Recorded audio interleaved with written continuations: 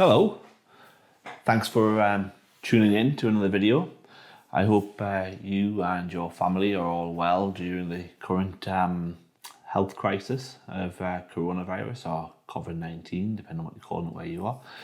I thought I'd put together a few videos to fill in the time while I'm at home. Well, I say fill in the time, actually. It's probably harder to make videos for me now than it has ever been, as I have two children, and as if you are from the UK, you know we're on lockdown. The kids are at home, which basically means it is now night time, they are in bed, I am custodian of the baby monitor, so if this gets choppy, it's because I've had to respond to that. And yeah, so I thought I'd do some more lens reviews. They've been particularly popular and they're particularly easy to do, given that I'm confined to home, so filming from my kitchen today. Probably some obstacles here that I'm not aware of. The kitchen's probably quite an echoey room. The fridge will probably make some noise at some point. But hey ho, we do make the best we can with what we have, don't we? So anyway, going to review now the Pentax 100 macro WR F2.8 lens. So first, here's the tech specs.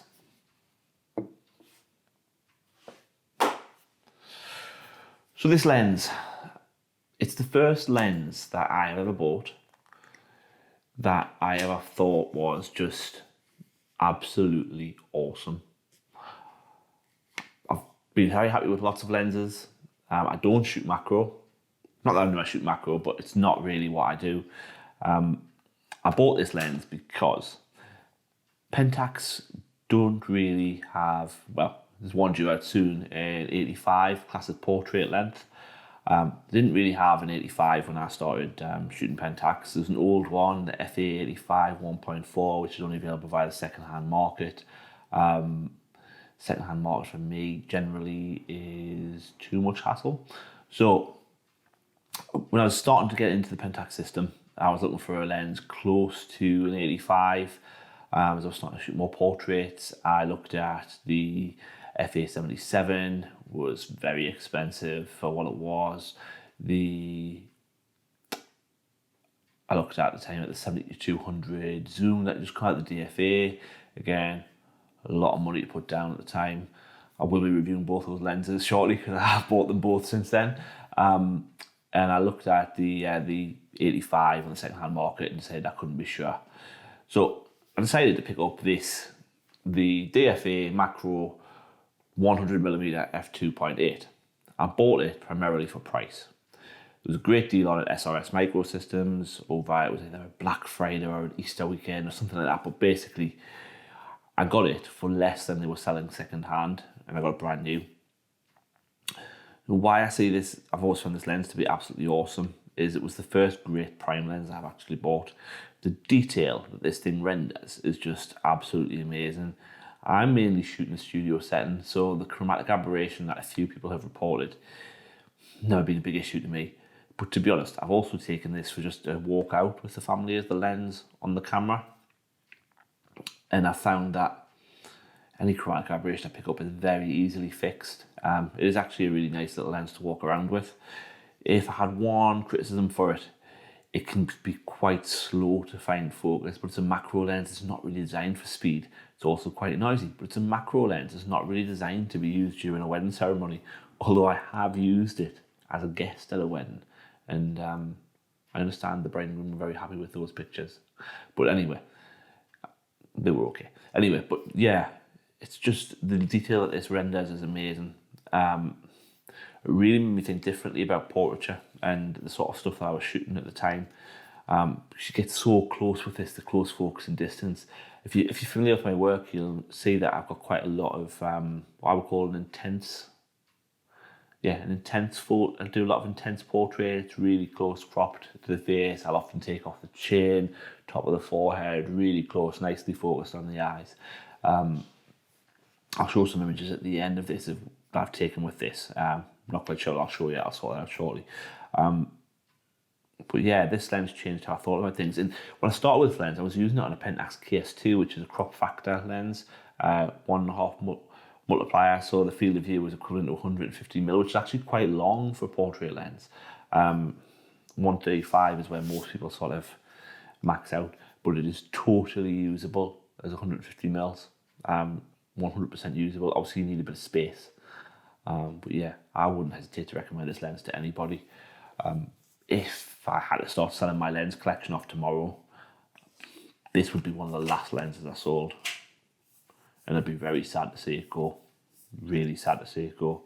I know a lot of Pentaxians talk about the pixie dust of the FA Limiteds and limited series and things like that, but I really do appreciate clinical sharpness, and this lens gives it. It renders the colour really nicely as well, but clinical sharpness, if you start from that in post-processing, you can get to anywhere else you want to be, any look, any style. But if you start with a lens that has its own distinctive look, it's very hard to get anywhere except to that distinctive look. So yeah, anybody who's thinking about their first prime and looking for something that can be used for multiple purposes, it might be called a macro, but it is a fantastic lens and you really should consider it. Okay, now for the technical specs. This lens's full name is the SMC Pentax D-FA 100mm F2.8 Macro WR. The SMC stands for super multi-coated, the D stands for digital, FA as always is full frame, and the WR is for weather sealing, weather resistance. Optically, this lens is 9 elements in 8 groups, which is the same as its predecessor, which was not a WR lens. The predecessor also had an A-ring. This lens does not have an A-ring, so it's not suitable for use on certain film bodies. The focus is not internal, which is my one little gripe with it, which I think reduces the overall likelihood of the weather seal holding up. The lens weighs 340 grams. It stands at 80 centimeters tall. It's about 65 wide, 49mm filter, and it's all screwdriver autofocus. It feels very nice in the hand, and it's a nice size. It has 1:1 magnification, which of course is what you want for a macro lens ideally, and it has rounded blades, which gives you really nice, pleasing bokeh, which I know is very important to an awful lot of you. The lens's aluminium body does make it feel very nice in hand. The minimum focus distance is 30 centimeters, and I found the autofocus on this lens to actually be very, very good, very accurate. I believe the predecessor, but I may not be right, had a focus limiter on it. That would be really useful on this lens, I think, if you want to use it for more than just macro. But it hasn't got one, and I personally can live with that. If you check this lens out over on Pentax forums, on the reviews, you will find it's got some excellent scores with 9.8 for sharpness as one example. But you should definitely check those reviews out for yourself if you think about buying this lens, or if you think about buying its predecessor. Anyway, switch over to a slideshow, show you some images. If you found this video useful, please feel free to subscribe. I hit 99 subscribers today. It would be great to tip over into 3 figures and get into the big leagues. Anyway, thanks for watching, and I'll show you some images now. Okay, so here are a few images sort of selected at random really from my Lightroom catalogue. I'm doing a search on the D-FA. They're mainly headshots and portraits, but I put a couple of other things in there that I think might be of interest to this lens.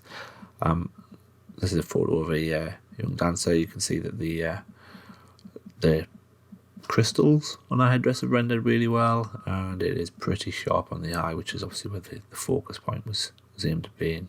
The skin texture rendered in really good detail.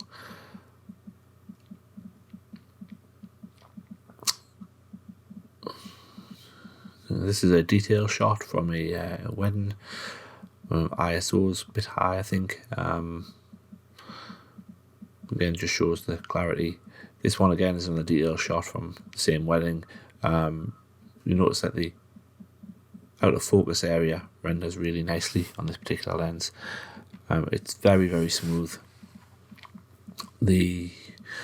So it's pretty useful for this sort of scenario where you want to take a photo of something and pretty much blur the background out. I mean, this is f2.8. It's a little bit of a noisy image given that it's at ISO 800 and it's on the K3. Yeah, I mean, this is headshot. As you well, obviously you can tell it's a headshot.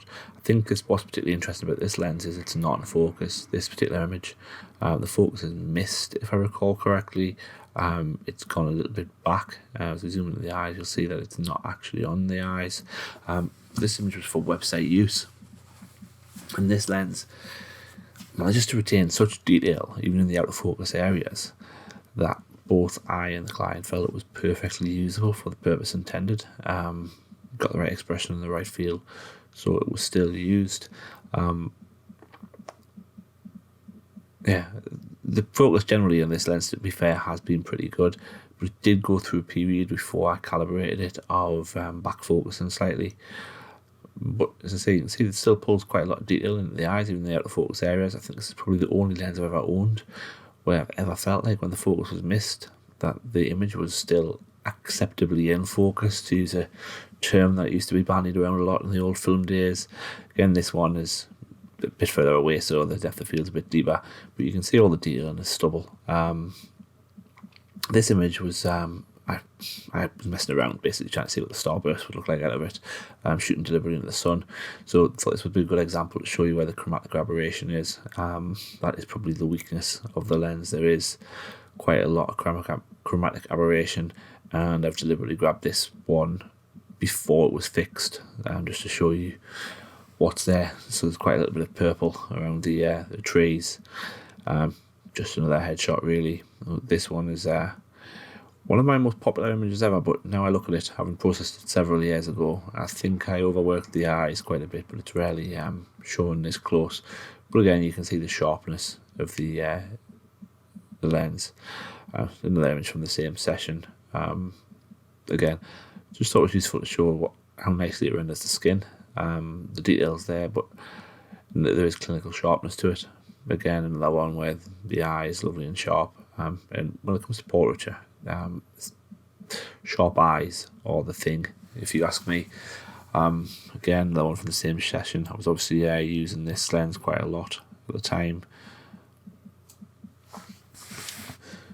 Again, extremely sharp all over the place.